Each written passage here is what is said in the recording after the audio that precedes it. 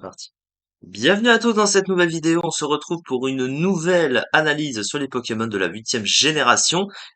Du coup, le jour où je tourne cette vidéo, on est lundi 3 octobre 2022 et c'est une nouvelle semaine qui commence et j'avais prévu prochainement de commencer, de changer du coup ma chaîne et de commencer de vous teaser un nouveau let's play puisque je vais refaire pratiquement toute ma chaîne hein, globalement après les analyses du coup sur sur les Pokémon qui nous restent, donc sur la 8G et le reste. Mais c'est pas encore tout à fait fini, donc du coup je ne peux pas vous le teaser encore maintenant. Mais ça arrivera dans les prochains jours, une fois qu'on aura fini tout ça. Du coup, on repart. Aujourd'hui, il va y avoir, et pour les jours à venir, beaucoup plus de vidéos diffusées par jour. Hein. Clairement, je vais beaucoup augmenter mais les vidéos que je vais poster, donc voilà, hein, étant donné que je ne fais pas de live, étant donné que je ne fais pas de stream, donc je ne découpe pas ensuite mes lives en partie, moi je fais vraiment que des vidéos. Et pour accentuer la vision de ma chaîne au public, du coup, je vais en mettre beaucoup plus. Donc voilà, ne soyez pas surpris s'il y en a plus beaucoup de diffusés par jour, c'est normal. Et du coup, à chaque fois que je vais faire une vidéo, préparer une vidéo, elle sera automatiquement postée en ligne derrière. Et donc celle-ci en fait partie. Donc, cela étant dit, nous allons partir sur l'analyse de cette vidéo sur Dunaconda, parce qu'on en est resté à là, du coup, pour les analyses des Pokémon de la huitième génération. Alors, qu'est-ce que c'est du coup ce Pokémon? Dunaconda, c'est l'évolution de du Naja, voilà, hein, c'est un serpent, un anaconda de sable globalement.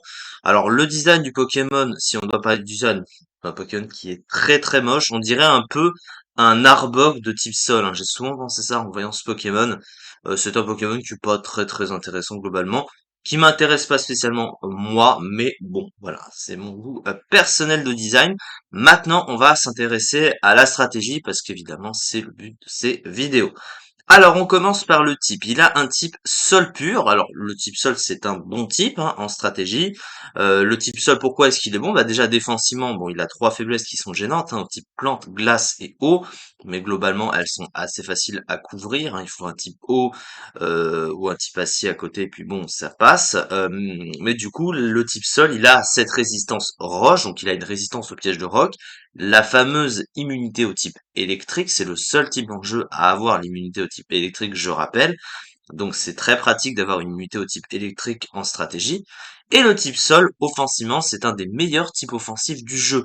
C'est un des types qui a une des meilleures couvertures offensives du jeu en fait parce que naturellement, des attaques de type sol, déjà tu vas les croiser fréquemment parce qu'elles servent à passer le type acier. Il est super efficace dessus. C'est un des trois types de coverage super efficace sur le type acier. Et en plus de ça, c'est un type qui offensivement peut couvrir une majorité de type offensivement, c'est-à-dire qu'il est super efficace sur d'autres types, comme vous pouvez le voir, et il n'y a pas énormément de types qui vont résister au type sol. Les types qui vont y résister, ça va être les types insectes et plantes, mais ils sont rarement vus en stratégie.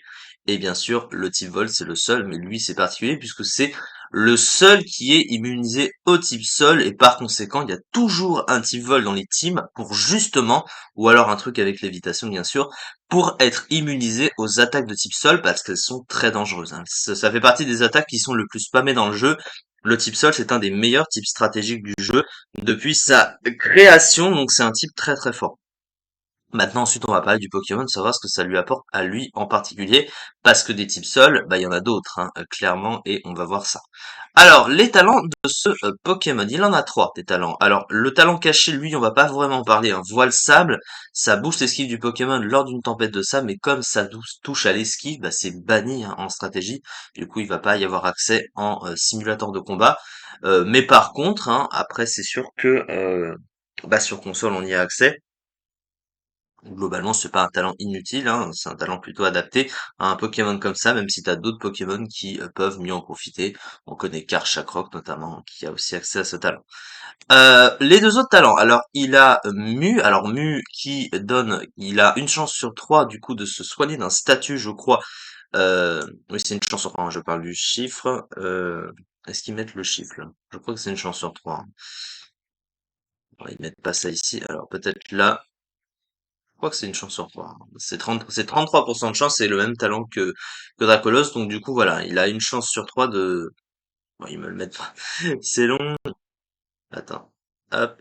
Oui, voilà, 33%. Vous voyez, j'avais raison. Donc, du coup, ça a chargé. On s'en fout. Hop. Tac, je vais juste remettre. Excusez-moi pour ça. Voilà. Donc du coup, bah en fait j'aurais dû rester ici. Donc du coup voilà, ça a 33% de chance, une chance sur pas à la fin de chaque tour de guérir le Pokémon d'un status, qui peut être assez pas mal, parce que si c'est un Pokémon, donc là en l'occurrence qui peut se setup, et qui se fait par exemple empoisonner, bah à la fin d'un tour, il a une chance de s'en guérir et de pouvoir continuer à se setup, donc c'est plutôt pas mal. Après ça reste situationnel évidemment comme talent, mais c'est plutôt correct. Notre talent, c'est son talent signature, je crois. Expulse Sable, c'est le seul, hein. Bah, il n'existait pas avant ce talent. Oui, voilà, c'est son talent signature. En gros, qu'est-ce que ça fait? Eh bien, en fait, quand il va se faire prendre une attaque, eh bien, il va déclencher une tempête de sable. Donc, en fait, ça fait l'effet de sable volant, mais uniquement quand tu prends une attaque. Alors, du coup, c'est beaucoup moins fort que sable volant, où en général, tu vas avoir notamment Hippodocus, hein, bien sûr, le meilleur à ce niveau-là pour poser la tempête de sable. Il y a aussi Gigalith, même s'il n'est pas de type sol, Tyrannosif qui pose la tempête de sable. Donc ça, c'est de meilleurs poseurs de tempête de sable parce qu'il la pose dès qu'il rentre sur le terrain. Alors que lui, il doit d'abord prendre une attaque avant de pouvoir la poser. Donc c'est beaucoup moins ouf qu'un Pokémon meilleur déjà meilleur que lui et qui la pose naturellement. En fait, t'as pas besoin de prendre une attaque comme ça parce il va prendre des dégâts juste pour déclencher une tempête de sable. Bon, hein, c'est pas ouf. Après, c'est sûr que par rapport à d'autres Pokémon qui vont synergiser autour de lui, euh, dans son tiers notamment hein, pour utiliser la tempête de sable, donc voilà, il peut toujours venir sur une attaque et la mettre, et derrière d'autres Pokémon qui vont quand même en profiter, mais tu préfères la poser naturellement encore une fois. Bon, c'est pas inutile, mais il y a mieux, voilà, clairement. Alors, les stats du Pokémon. Alors, globalement, les stats de ce Poké, elles sont pas incroyables, clairement. Alors pourquoi c'est pas incroyable? Alors sur le plan offensif, il a 107 en attaque, ce qui est une stat correcte, mais c'est pas ouf comparé à d'autres. Il y a beaucoup de Pokémon de type Sol qui tapent plus fort que ça. Donc là, il est pas, ouais, il est dans la concurrence ce Pokémon. Il a 65 en attaque spéciale, mais la majorité des types Sol tapent pas très fort sur le spécial, donc ça change pas grand-chose. C'est un peu comme les types roches. Donc évidemment, ça, on n'en parlera pas. Il a une défense qui est bonne, hein, 125 de défense, hein, c'est même supérieur à la défense d'Hippodocus, je crois. Mais du coup, justement parce qu'on parle d'Hippodocus, bah, il le concurrence beaucoup, Hippodocus.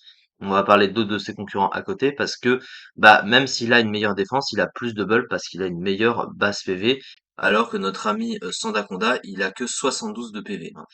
À côté, il a une SPDF qui est sympathique sans être exceptionnelle. 70 de SPDF, c'est pas incroyable, clairement. Et il a une vitesse qui est pas si mauvaise, on va dire, mais bon, 71 de speed, c'est pas fou fou non plus. Hein. Je veux dire, par rapport à d'autres Pokémon de type Sol, c'est moyen. Voilà, c'est moyen quand même. J'essaie de lui trouver du positif, mais ça reste moyen comme vitesse. C'est pas inutilisable dans le fond. Mais clairement, clairement c'est pas incroyable. Puis, voilà, ça reste un petit peu trop lent pour être utilisable clairement.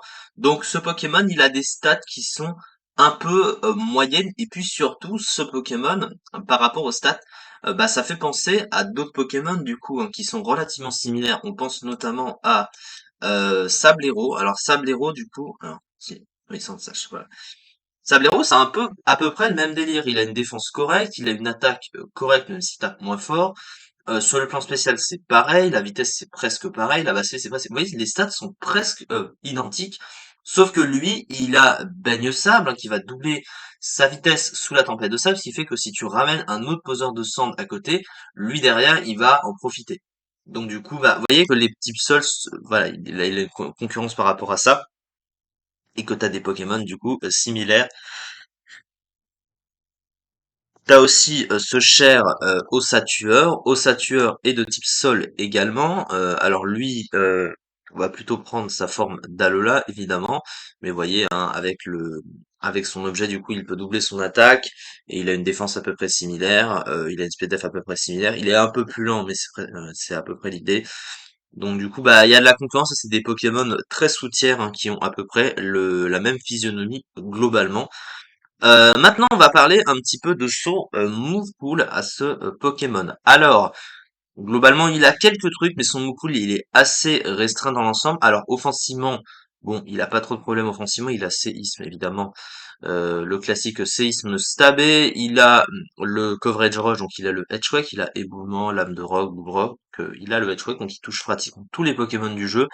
Et avec Psy coup de boule, Crofeu ou Crogive, il touche tout. Voilà, au moins sur le neutre. Mais à côté, qu'est-ce qu'il fait? Alors sur le plan du soutien, il a accès quand même à enroulement. Enroulement, hein, qui va booster son attaque, sa défense et sa précision d'un cran, donc ça reste correct. Il a accès également à regard médusant, donc il paralyse la cible, sachant que c'est pas un move de type électrique, c'est un move de type normal, c'est-à-dire que les Pokémon qui sont immunisés à la paralysie, normalement les types électriques prennent de ce truc parce que c'est pas un move de type électrique. Normalement ça fonctionne comme ça. Mais de manière générale, c'est un move de paralysie qui est plus précis que Cage Éclair, hein, parce que ça a 100% de précision. Donc ça reste correct. Mais à côté, bah, il a pas énormément de bonnes options. Son pool de soutien reste limité. Il a les pièges de roc, comme on peut le voir, mais à côté, c'est vrai qu'il fait pas grand-chose. Et en comparaison à d'autres Pokémon qui ont à peu près les mêmes options, bah là, il va être facilement concurrencé. Et on a vu des Pokémon qui étaient similaires que je vous ai présentés à l'instant. Il y a d'autres Pokémon qui sont meilleurs de type sol, notamment, qui vont être meilleurs à ce niveau-là. Donc du coup, ça fait un petit peu, il y a des Pokémon qui lui font de l'ombre clairement. Alors du coup, si on regarde bah, les types sol justement en comparaison, eh bien, vous voyez, hein, les types sol que l'on a, il y a Minotaur qui est mieux, il y a Libégon, Karchakroc. Si tu veux des Pokémon de type sol qui ont une meilleure utilité, notamment sous les rains, on a Gastrodon, Lagron, etc. Euh, Landorus, évidemment, ça on n'en parle pas. Donc il a de la concurrence, ce petit Sandaconda, malheureusement. Mais voilà. Alors, la fiche stratégique de ce Pokémon. Une bonne attaque et une très bonne défense, un type sol bon offensivement. Un accès au piège de roc de talent intéressant, bien que situationnel, expulsable et mu. Une défense spéciale insuffisante et une vitesse médiocre. Un move pool globalement limité, ce qui restreint l'utilisation du Naconda.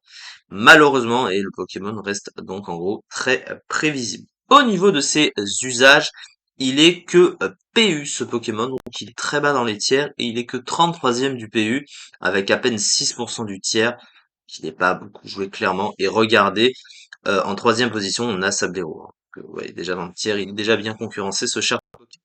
Donc un peu une déception ce Pokémon, malgré ce qu'il a en apparence. Voilà du coup, c'est ça pour cette vidéo.